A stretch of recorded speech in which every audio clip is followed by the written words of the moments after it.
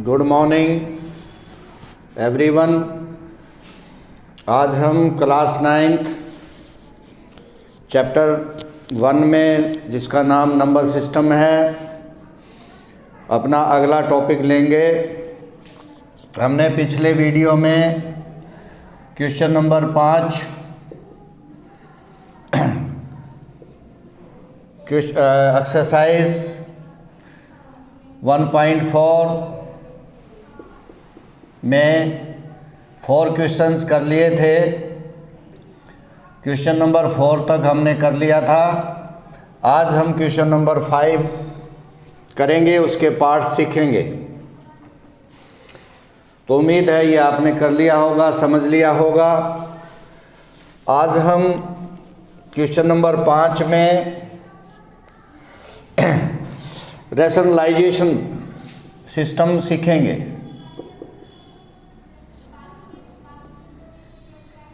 क्या होता है ये रैशनलाइजेशन,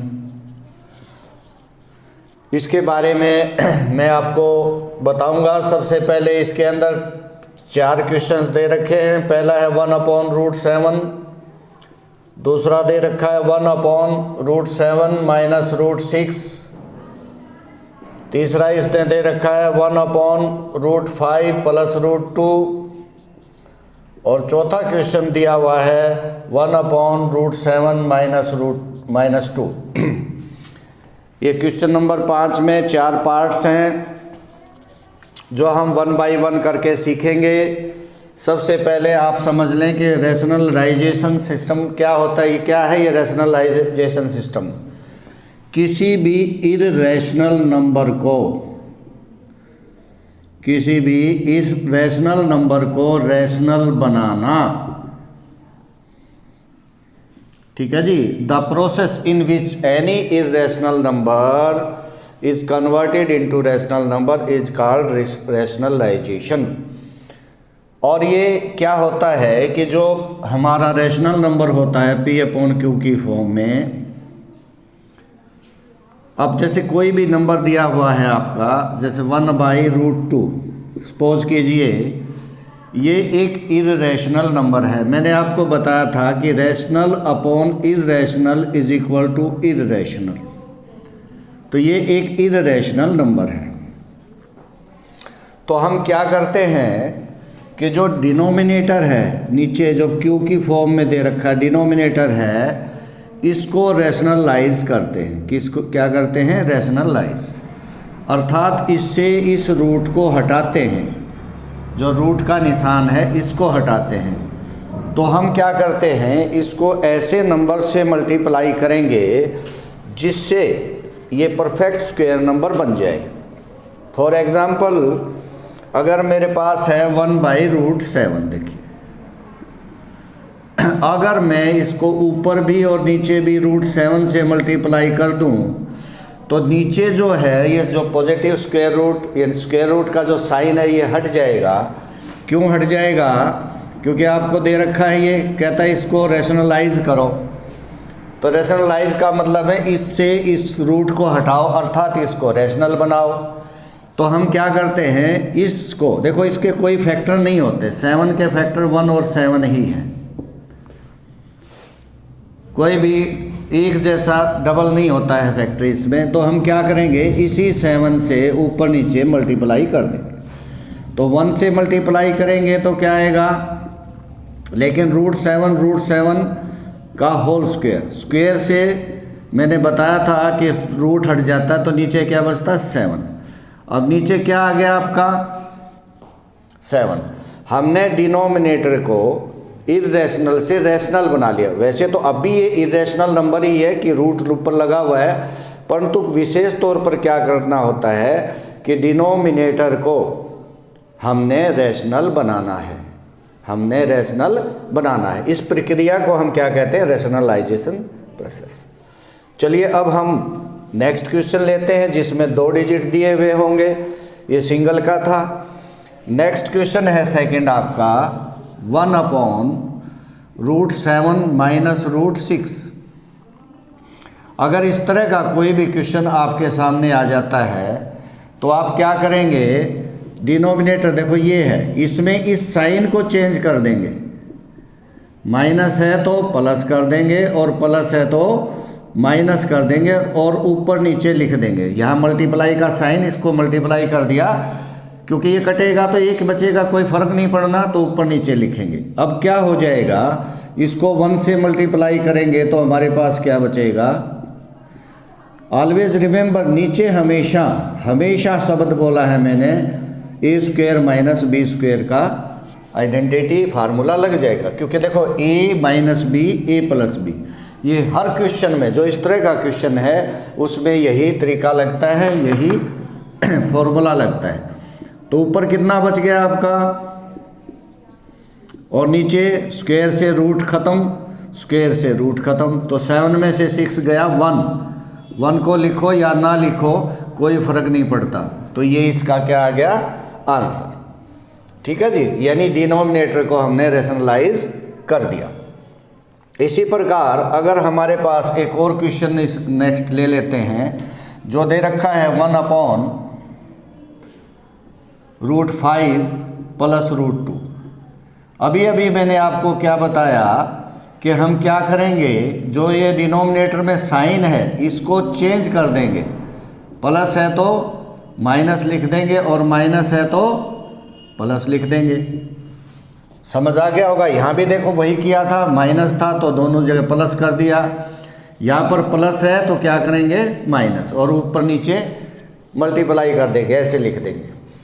अभी ऊपर 1 से मल्टीप्लाई करोगे तो आपको क्या मिलेगा, इतना ही होगा।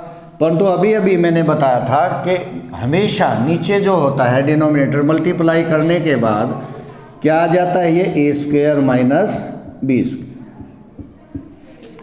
तो ऊपर कितना आ गया, √5 माइनस √2, और नीचे 5 माइनस 2, स्क्वायर से रूट हट जाएगा तो नीचे क्या बच गया आपका 1/3। कैसे, 5 में से 2 गया 3, ये आपका आंसर आ जाएगा।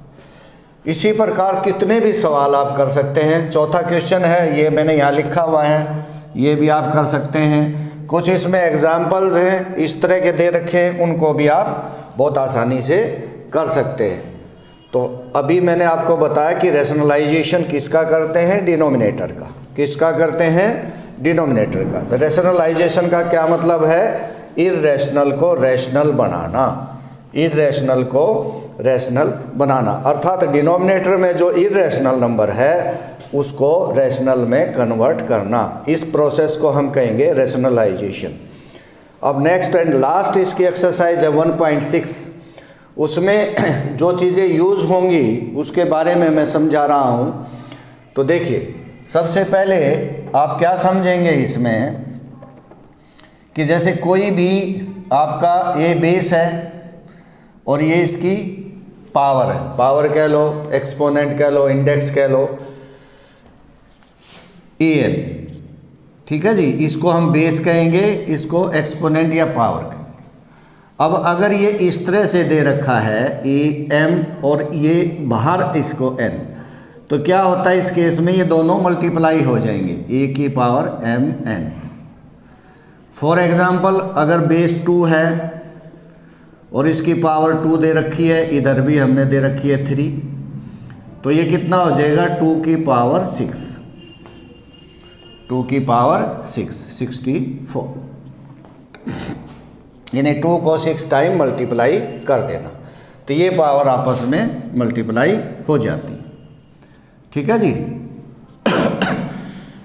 अब इसके बावजूद आप देखें, अगर ये है कि इसमें भी पावर m है, ठीक है जी, और इधर है आपका b, इसकी पावर भी n है, m है, तो क्या करेंगे, सेम पावर है तो ab की पावर हम m कर देंगे, ab की पावर m हो जाएगा। नेक्स्ट पॉइंट आप देखेंगे कि यदि बेस इक्वल हों, यदि बेस इक्वल हो और मल्टीप्लाइड हो, यदि ये बेस है आपके इक्वल हैं, मल्टीप्लाइड हैं, तो इनकी पावर प्लस हो जाएगी। तो क्या होगा, पावर प्लस हो जाएगी। जैसे मेरे पास है 2 की पावर 3, 2 की पावर 2, देखो बेस इक्वल है, मल्टीप्लाई है, तो इनकी पावर क्या हो जाएगी, प्लस हो जाएगी, 3 और 2 प्लस, अर्थात 2 की पावर 5, 32। नेक्स्ट है कि बेस इक्वल हो और डिवाइड हो, बेस इक्वल हो और डिवाइड हो। जैसे बेस डिवाइड है, इक्वल है बेस लेकिन डिवाइड है, या यूँ कह सकते हो एक ही बात, तो पावर माइनस हो जाएंगी। बेस इक्वल हो, मल्टीप्लाई हो तो पावर प्लस होंगी, बेस इक्वल हो लेकिन डिवाइड हो तो पावर माइनस हो जाए। जैसे कि अभी मैंने 2 की 3 डिवाइडेड बाई 2 की 2, तो ये क्या आ जाएगा आपका 2 की पावर 3 माइनस 2, अर्थात 2 की पावर 1 अर्थात 2। तो उम्मीद है ये चीज़ भी आपको समझ आ गई होगी। तो नेक्स्ट में एक्सरसाइज जो 1.6 है उसमें यही चीज़ आपको सीखने को मिलेगी। एक चीज़ और मैं आपको बता दूं, यदि किसी की पावर नेगेटिव है, पावर मैं एक्सपोनेंट या पावर की बात कर रहा हूं, तो इसके बेस को उल्टा कर दीजिए तो ये पॉजिटिव हो जाएगी। क्या करेंगे, अगर किसी की पावर नेगेटिव है तो उसके बेस को उल्टा कर दीजिए, वो पॉजिटिव हो जाएगी। ठीक है जी। जैसे मान लो कि मेरे पास 125 की पावर -3 है, अब मैं इस बेस को उल्टा कर दूं, नीचे 1 लिखने की कोई ज़रूरत नहीं, तो पावर, और इसको सोल्व भी मैं करना चाहूँ तो इसको 3 पावर में बदलो। कैसे बदलेंगे, इस तरह से फैक्टर कर देंगे, ये आपको आता ही होगा। तो 125 कितना हो गया, 5 × 5 × 5 अर्थात 5 की पावर 3। तो आपके पास, अब मैंने ये बताया था कि ये आपस में मल्टीप्लाई हो जाते हैं, तो ये आ गया 5 की पावर 9। ठीक है जी। उम्मीद है ये आपको समझ आ गया होगा। तो इसी तरह के सवाल आपके 1.6 एक्सरसाइज में आते हैं और उम्मीद है कि आप उनको ज़रूर कर लेंगे। जैसे मान लो कि मैंने दे दिया 2 की पावर इधर 5, या यूँ समझ लो कि मैं यहाँ दे देता हूँ 32 और यहाँ दे देता हूँ 1/5। इसे हल कीजिए, सॉल्व कीजिए। तो हमने इसके फैक्टर करने हैं, जो कितने हो गए, 2 की power 5, 2 raised to the power 5। 2 को 5 टाइम्स मल्टीप्लाई करोगे तो यू विल गेट 32। अब मैंने बताया था कि ये पावर आपस में मल्टीप्लाई हो जाती, तो बचा क्या, 2। Answer is 2। तो जो आपके 1.6 एक्सरसाइज में क्वेश्चंस आते हैं, जो तरीके आते हैं, वो भी मैंने करा दिया है। तो आज आपका ये चैप्टर 1 नंबर सिस्टम कंप्लीट हुआ। इसे आप रिवाइज कीजिए। अगर कोई दिक्कत परेशानी आपको आती है तो आप मुझसे डिस्कस कर सकते हैं। तो नेक्स्ट वीडियो में वो प्रॉब्लम्स मैं आपकी हल कर दूंगा। Thank you, have a nice day.